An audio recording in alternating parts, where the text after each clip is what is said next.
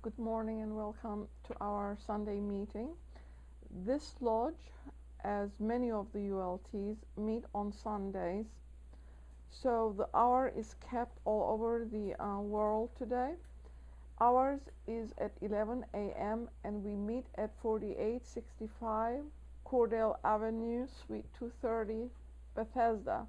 We're also on the web, www.wultdc.org.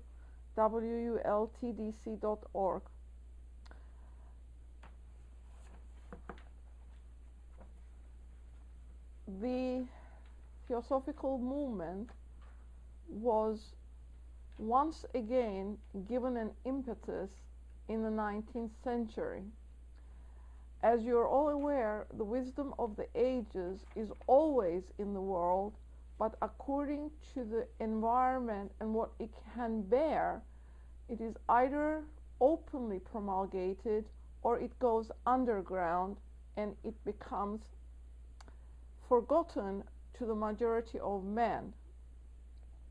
In the 19th century, when the information or knowledge was given out to the West, it was given in English, and HPB used that language to the utmost degree and gave it all of its meanings. When you look at the words, it is very difficult to understand it, not because it is old-fashioned, but she uses different words to impart the same information to us in its different aspects, because within that realm of the knowledge given, she also gave us a gift by showing the sevenfold nature of the cosmos and its equivalent in man. The seven principles of man correspond to the principles of the cosmos. And there is a passage in the Secret Doctrine where she says this information was kept for many, many centuries. And the reason being that at the beginning of our era, man was more spiritual, also believed in occult world and occult knowledge.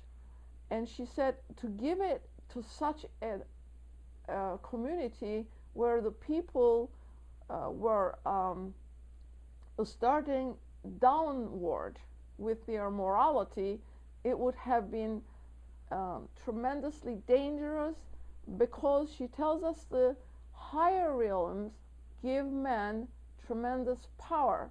So not only can we give good to the world, but we can also harm it tremendously if we know how to access those higher realms. So today's talk will be on the explanation of these principles and how they correspond to the world we live in. Today's talk comes from the Dhammapada. Him I call a Brahmana, who here is above the bondage of merit and demerit, who is free from grief, free from passion, and who is pure. Him I call a Brahmana, who, like the moon, is stainless, pure, serene, and clear, and who delights not in existence. Him I call a Brahmana, who has gone beyond the miry road of rebirth and delusion, difficult to cross, and who has reached the other shore, who is meditative, who is without doubt, without attachment, who is calm and content. Him I call a Brahmana, who in this world, giving up sensual pleasures, wanders about without a home, in whom all desire for existence is extinguished. Again, him I call a Brahmana, who in this world, giving up all craving, wanders about without a home, in whom all craving for existence is extinguished. Him I call a Brahmana, who has cut off the yoke of attachment to human things, has risen above attachment to heavenly things, has transcended all attachments. Him I call a Brahmana, who has done with likes and dislikes, who is cool, who for renewed existence is seedless. He is the hero who has conquered the worlds. Him I call a Brahmana who knows the mystery of death and rebirth of all beings, who is free from attachment, who is happy within himself and enlightened. Him I call a Brahmana whose real estate gods or devas do not know, nor Gandharvas, nature spirits, nor men. His depravity is destroyed, he is an Arhat.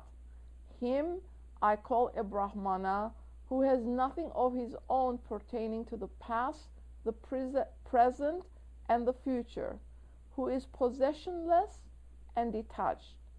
Him I call a Brahmana who is fearless like a bull, who is preeminent and of dauntless energy, who is a sage seer, who has conquered all, even death, the sinless one, the enlightened. Him I call a Brahmana who knows his former lives, who knows heaven and hell, who has reached the end of births, who is a sage of perfect knowledge, and who has accomplished all that has to be accomplished. And now today's talk, the sevenfold nature of man.